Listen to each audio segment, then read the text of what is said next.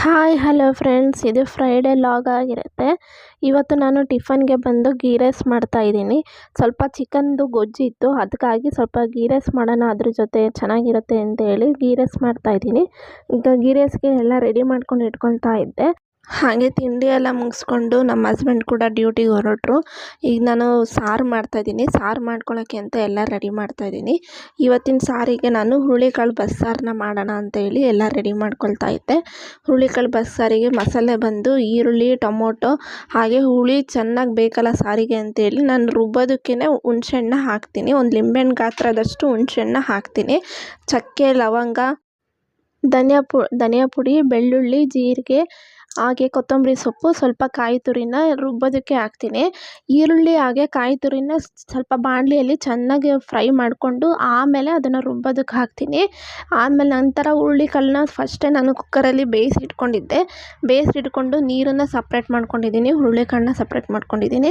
ಈಗ ಹುರುಳಿಕಾಳು ಪಲ್ಯ ಜೊತೆಗೆ ಸ್ವಲ್ಪ ಸೊಪ್ಪು ಕೂಡ ಮಿಕ್ಕಿತ್ತು ಅಂತೇಳಿ ಸೊಪ್ಪು ಅದ್ರ ಜೊತೆ ಸೇರಿ ಪಲ್ಯ ಮಾಡ್ಕೊಳ್ಳೋಣ ಅಂದ್ಕೊಂಡಿದ್ದೀನಿ. ಪಲ್ಯಕ್ಕೆ ಒಗ್ಗರಣೆಗೆ ಹಸಿಮೆಣಸಿನ್ಕಾಯಿ, ಈರುಳ್ಳಿ, ಕರಿಬೇವು ಸೊಪ್ಪು ಹಾಗೆ ಲಾಸ್ಟಿಗೆ ಕಾಯಿ ತುರಿ ಆಗೋಕ್ಕೆ ಅಂತೇಳಿ ರೆಡಿ ಮಾಡ್ಕೊಂಡು ಇಟ್ಕೊಂಡಿದ್ದೀನಿ. ಈಗ ಮಸಾಲೆ ರುಬ್ಕೊಂಡಿದ್ದಾಯಿತು. ಈಗ ಸಾರಿಗೆ ನೋಡಿ, ಸಾರಲ್ಲಿ ನೀರು ತೆಗೆದಿಟ್ಕೊಂಡಿದ್ದೀನಿ. ಹುರುಳಿಕಾಳು ಬೇಯಿಸಿಟ್ಕೊಂಡಿರೋ ನೀರನ್ನು ತೆಗೆದಿಟ್ಟಿದ್ನಲ್ಲ, ಅದನ್ನು ಇವಾಗ ಬೇಯಕ್ಕೆ ಅಂತ ಇಡ್ತೀನಿ. ಅದು ಬೆಂದಾದಮೇಲೆ ಅದಕ್ಕೆ ಜೊತೆ ಮಸಾಲೆ ಸೇರಿಸಿ ಖಾರದ ಪುಡಿ, ಉಪ್ಪು ಹಾಕಿ ಸ್ವಲ್ಪ ಒಗ್ಗರಣೆ ಮಾಡಿ ಸಾರನ್ನು ಕೂಡ ರೆಡಿ ಮಾಡಿಕೊಂಡೆ. ಈ ಕಡೆ ಪಲ್ಯ ಕೂಡ ರೆಡಿ ಮಾಡ್ಕೊಂಡು ಇಟ್ಕೊಂಡಿದ್ದೀನಿ. ಹಾಗೆ ಅಡುಗೆ ಎಲ್ಲ ಮುಗಿಸಿ ಅಡುಗೆ ಮನೆ ಕೂಡ ಕ್ಲೀನ್ ಮಾಡಿಕೊಂಡು ಅಷ್ಟೊತ್ತಿಗಾಗಲೇ ಇನ್ನೇನು ಮಧ್ಯಾಹ್ನ ಆಗಿಬಿಟ್ಟಿತ್ತು. ನಾನು ಕೂಡ ಊಟ ಮಾಡ್ಕೊಳ್ಳೋಣ ಅಂಥೇಳಿ ಊಟ ಮಾಡಿಕೊಂಡು ಹಾಗೆ ಸ್ವಲ್ಪ ಮಧ್ಯಾಹ್ನ ಹೊತ್ತು ಮಲಗಿ ರೆಸ್ಟ್ ಮಾಡಿಕೊಂಡೆ. ಹಾಗೆ ಸಂಜೆ ಎದ್ದೇಳುವಾಗ 5:30 ಆಗಿತ್ತು. 5:30 ಸ್ವಲ್ಪ ಮನೆ ಕೆಲಸ ಎಲ್ಲ ಮುಗಿಸ್ಕೊಂಡು ಹಾಲು ಕುಡಿಯೋಣ ಅಂತೇಳಿ ಹಾಲನ್ನ ಬಿಸಿ ಮಾಡ್ಕೊತಾ ಇದ್ದೀನಿ. ಇವಾಗ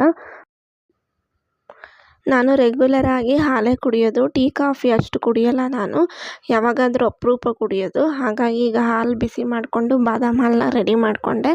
ಜೊತೆಗೆ ಬಿಸ್ಕೆಟ್ನ ಸೇರಿಸಿ ಸಂಜೆ ಹಾಲು ಬಿಸ್ಕೆಟ್ನ ಕುಡಿದೆ. ಹಾಗೆ ಸಂಜೆ ನಮ್ಮ ಮಾವ ಗದ್ದೆಯಿಂದ ಬರುವಾಗ ಗದ್ದೆಯಲ್ಲಿ ಮಾವಿನ ಹಣ್ಣನ್ನ ಕಿತ್ಕೊಂಡ್ಬಂದಿದ್ರು. ಅದಿನ್ನೂ ಹಣ್ಣಾಗಿರಲಿಲ್ಲ. ಅದಕ್ಕೋಸ್ಕರ ನಮ್ಮ ಅತ್ತೆ ಬಂದು ಅದನ್ನು ಹಣ್ಣು ಮಾಡೋಕ್ಕೆ ಅಂತೇಳಿ ಬಕೆಟಲ್ಲಿ ಅದನ್ನು ಮುಚ್ಚಿ ಇಡ್ತಾಯಿದ್ರು. ಅದು ಕೂಡ ಹಂಗೆ ಒಂಚೂರು ವೀಡಿಯೋ ಮಾಡೋಣ ಅಂತ ಕ್ಯಾಪ್ಚರ್ ಮಾಡ್ಕೊಂಡಿದ್ದೆ. ಹಾಗೆ ಸ್ವಲ್ಪ ಸಂಜೆ ಹೊತ್ತು ಸುಮ್ಮನೆ ಕೂತಿದ್ನಲ್ಲ, ನಾನು ಮೆಹಂದಿ ಆರ್ಟಿಸ್ಟ್ ಅಲ್ವಾ, ಹಾಗಾಗಿ ಸ್ವಲ್ಪ ಕಷ್ಟ ಇರೋದನ್ನೆಲ್ಲ ಸ್ವಲ್ಪ ಪ್ರಾಕ್ಟೀಸ್ ಮಾಡ್ತಾಯಿರ್ತೀನಿ. ಅವಾಗವಾಗ ಪೇಪರ್ ಮೇಲೆ ಬಿಡಿಸಿ ಹಾಗೆ ಪ್ರಾಕ್ಟೀಸ್ ಮಾಡ್ತಾಯಿದ್ದೆ. ಇನ್ನೇನು ರಾತ್ರಿ ಆಯ್ತಲ್ಲ, ಊಟಕ್ಕೆಲ್ಲ ರೆಡಿ ಮಾಡ್ಕೊಳ್ಳೋಣ ಅಂಥೇಳಿ ಅಡುಗೆ ಮಾಡಿಬಿಡೋಣ ಅಂತ ಮಾಡ್ತಾಯಿದ್ದೆ.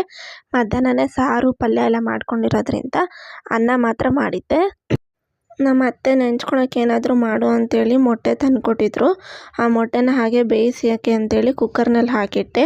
ಈಗ ಬೆಳಗ್ಗೆ ತಿಂಡಿಗೆ ರೆಡಿ ಮಾಡ್ಕೊಂಬಿಡೋಣ ಸ್ವಲ್ಪ ಅಂತೇಳಿ ಚಪಾತಿ ಬೆಂಡೆಕಾಯಿ ಪಲ್ಯ ಮಾಡ್ಕೊಳ್ಳೋಣ ಅಂತೇಳಿ ಪ್ಲ್ಯಾನ್ ಮಾಡಿದ್ದೆ.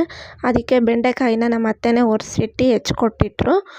ಈಗ ಮೊಟ್ಟೆ ಬೇಯಿಸಿದ್ನಲ್ಲ, ಅದನ್ನು ಹಾಗೆ ಸ್ವಲ್ಪ ಪೆಪ್ಪರ್ ಫ್ರೈ ಮಾಡೋಣ ಅಂತೇಳಿ ಈಗ ಪೆಪ್ಪರ್ ಫ್ರೈಗೆ ಎಲ್ಲ ರೆಡಿ ಮಾಡ್ತಾಯಿದ್ದೀನಿ. ಒಂದು ಕಡಾಯಿಗೆ ಎಣ್ಣೆ ಕಾಯಕ್ಕಿಟ್ಬಿಟ್ಟು ಅದು ಸಾಸಿವೆ ಚಟಪಟ ಅಂತ ಸಿಡಿದ್ಮೇಲೆ ಮೊಟ್ಟೆ ಹಾಕಬೇಕು. ಮೊಟ್ಟೆ ಹಾಕಿದ್ಮೇಲೆ ಅದಕ್ಕೆ ಸ್ವಲ್ಪ ಉಪ್ಪು, ಅರಿಶಿನ, ಒಂಚೂರು ಪೆಪ್ಪರ್ ಹಾಕಿ ಹಿಂದೆ ಮುಂದೆ ಫ್ರೈ ಮಾಡಿ ಅದನ್ನು ರೆಡಿ ಮಾಡೋದು. ಈಗ ಬೆಂಡೆಕಾಯಿನ ಚೆನ್ನಾಗಿ ಬಾಣಲೆಯಲ್ಲಿ ಹುರಿದಿಟ್ಕೊತಾ ಇದ್ದೀನಿ. ಬೆಳಗ್ಗೆ ಹುರಿಬೋದು, ಬೆಳಗ್ಗೆ ಟೈಮ್ ಆಗಿಬಿಡುತ್ತೆ, ನಮ್ಮ ಮನೆಯವರು ಡ್ಯೂಟಿಗೆ ಬೇಗ ಹೋಗ್ತಾರಲ್ಲ, ಅದಕ್ಕಾಗಿ ರಾತ್ರಿಯೇ ನಾನು ಎಲ್ಲ ರೆಡಿ ಮಾಡ್ಕೊಂಡು ಇಟ್ಕೊಂಡ್ಬಿಡ್ತೀನಿ. ಬೆಂಡೆಕಾಯಿನ ಚೆನ್ನಾಗಿ ಹುರಿದಿಟ್ಕೊಂಡಿದ್ದೆ. ಈಗ ಚಪಾತಿ ಹಿಟ್ಟನ್ನು ನಾನು ಕಲಸಿಟ್ಕೊತಾ ಇದ್ದೀನಿ. ರಾತ್ರಿ ಕಲಸಿಟ್ರೆ ಬೆಳಗ್ಗೆ ಅಷ್ಟೊತ್ತಿಗೆ ಸ್ಮೂತ್ ಆಗುತ್ತೆ ಅಂತ ನಾನು ಯಾವಾಗಲೂ ಚಪಾತಿ ಮಾಡಿದಾಗ ಹಿಟ್ಟನ್ನ ರಾತ್ರಿಯೇ ಕಲಸಿಟ್ಕೊಂಡ್ಬಿಡ್ತೀನಿ. ಇನ್ನೇನು ನೈಟ್ 9 ಗಂಟೆ ನಮ್ಮ ಹಸ್ಬೆಂಡ್ ಬಂದರು. ಈಗೆಲ್ಲ ಊಟ ಮಾಡೋಕ್ಕೆ ಕೂತ್ಕೊತೀವಿ. ಇವತ್ತು ಊಟಕ್ಕೆ ಅನ್ನ, ಸಾಂಬಾರು ಹಾಗೆ ಹುರುಳಿಕಾಳು ಪಲ್ಯ, ಹಾಗೆ ಮಾವಿನ ಹಣ್ಣು ತಂದಿದ್ರಲ್ಲ ನಮ್ಮ ಮಾವ, ಅದು ಕೂಡ ಹೆಚ್ಚಿಟ್ಟಿದ್ದೆ. ಅದು ಹಾಗೆ ಮೊಟ್ಟೆ, ಹಾಗೆ ಮಾವಿನಕಾಯಿ ಉಪ್ಪಿನಕಾಯಿ ಹಾಕಿದ್ದಿತ್ತು. ಇವತ್ತಿನ ಊಟನ ಮುಗಿಸಿದ್ವಿ ರಾತ್ರಿ. ಸಬ್ಜಿಗೆ ಬೀಜನ ನೆನೆಸಿಟ್ಟಿದ್ದೆ. ರಾತ್ರಿ ಮಲಗೋ ಮುಂಚೆ ನಾವು ಸಬ್ಜಿಗೆ ಬೀಜನ ನಾವಿಬ್ಬರು ಕೂಡ ಸ್ವಲ್ಪ ಕುಡಿದು ಮಲ್ಕೊತೀವಿ. ಓಕೆ ಫ್ರೆಂಡ್ಸ್, ಬಾಯ್. ಇವತ್ತಿನ ವ್ಲಾಗ್ ನಂದು ಇಷ್ಟ ಆಗಿದ್ದರೆ ಎಲ್ಲ ನನ್ನ ಚಾನಲ್ನ ಲೈಕ್ ಮಾಡಿ, ಕಮೆಂಟ್ ಮಾಡಿ, ಸಬ್ಸ್ಕ್ರೈಬ್ ಮಾಡಿ. Thank you friends, bye.